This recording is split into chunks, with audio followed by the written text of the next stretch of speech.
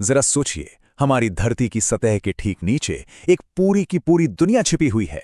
Vietnam में एक ऐसी जगह जिसका अपना मौसम है, अपने जंगल हैं और यहां तक कि अपने बादल भी हैं। ये है सोनडुंग गुफा, और ये हमारी सोच से कहीं कहीं ज्यादा बड़ी है। तो चलिए आज इस अविश्वसनीय दुनिया की गहराइयों में उतरते हैं। जी हाँ, ये कोई कल्पना नहीं है। हम एक ऐसी गुफा की बात कर रहे हैं जो इतनी विशाल है कि उसके अंदर बादल बनते हैं। ये जमीन से सैकड़ों मीटर नीचे मौजूद एक पूरी तरह से आत्मनिर्भर दुनिया है। और यकीन मानिए, ये तो बस शुरुआत है। 38.5 मिलियन क्यूबिक मीटर। अब ये नंबर सुनकर शायद इसका अंदाजा लगाना मुश्किल हो, है ना? तो इसे ऐसे समझते हैं, न्यूयॉर्क शहर की कोई भी 40 मंजिला इमारत इस गुफा के बस एक हिस्से में आराम से समा सकती है। ये प्रकृति की एक ऐसी बनावट है जिसके सामने इंसान बहुत छोटा महसूस करता है। और सबसे हैरान करने वाली बात जानते हैं क्या है? ये विशाल दुनिया लगभग 30 लाख सालों तक एक राज बनी रही। इंसानों ने इसे पूरी तरह से महज 2009 में खोजा है। सोचिए जरा, हमारे ही ग्रह का ये अजूबा इतने लंबे समय तक नजरों से ओझल रहा। तो सवाल यह है कि इस छिपी हुई दुनिया तक आखिर पहुंचा कैसे जाए?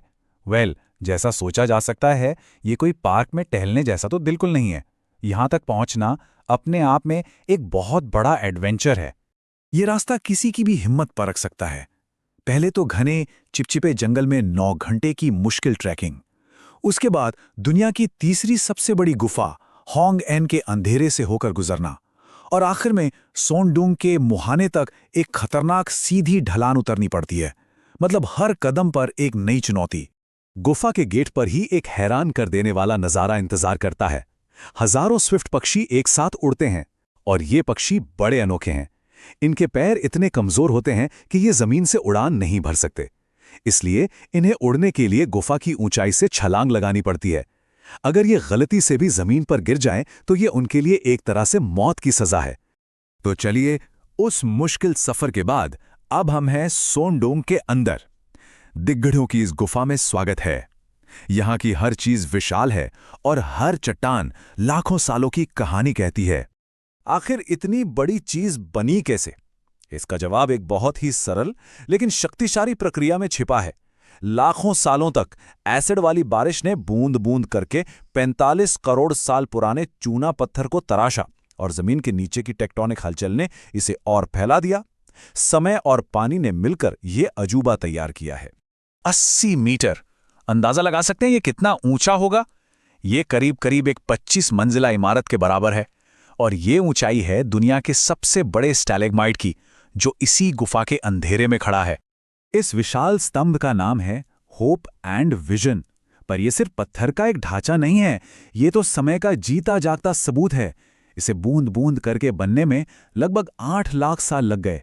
यह हमारी कल्पना से भी कहीं ज्यादा पुराना है। इस गुफा का आकार शब्दों में बताना बहुत मुश्किल है, इसलिए इन तुलनाओं पर गौर कीजिए।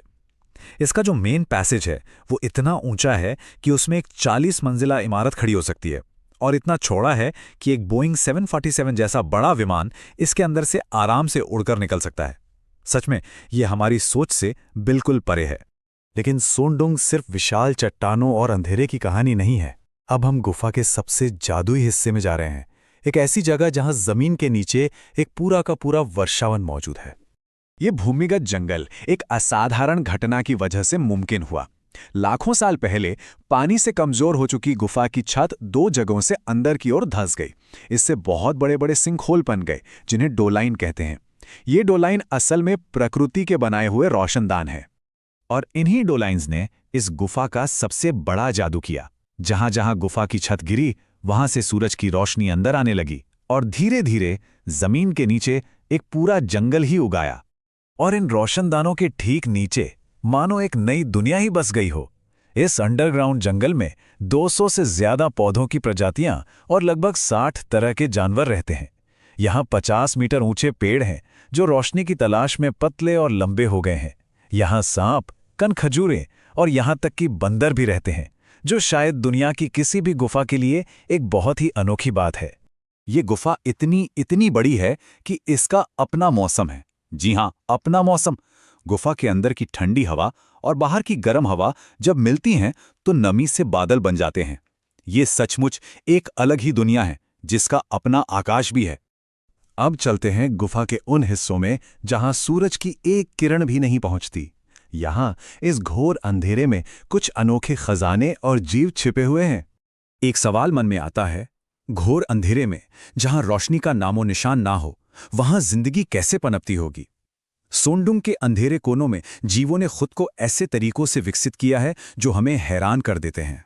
यहां ऐसे जीव मिलते हैं जिन्होंने रोशनी के बिना जीना सीख लिया है। पारदर्शी मछलियां जिनकी आंखें ही नहीं हैं, वो अपने आसपास की हलचल से सब महसूस करती हैं। रंगहीन अंधे झींगुर, और तो और ऐसे कीड़े भी हैं जो शिकार को फंसाने के लिए बायोल्यूमिनेसेंट यानी जैविक रोशनी वाले जाल का इस्तेमाल करते हैं। ये एवोल्यूशन का एक अद्भुत उदाहरण है।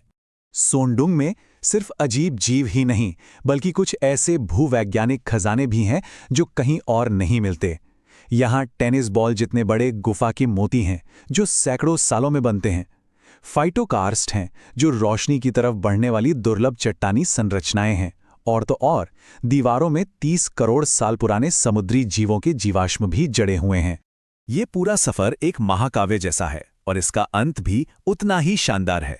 खोजकर्ताओं के लिए आखिरी चुनौती है great wall of Vietnam, calcite की एक 80 मीटर ऊंची बिल्कुल सीधी दीवार जो गुफा के निकास के पास खड़ी है। यह सोंडुंग के अंधहीन अजूबों का एक सही अंत है। सोंडुंग की ये कहानी हमें एक सवाल के साथ छोड़ जाती है कि इस धरती पर अभी भी ऐसी कितनी ही अनदेखी और अनछुई जगहें हो सकती हैं जो हमारी कल्पना से भी परे हैं और बस खोजे जाने का इंतजार कर रही हैं।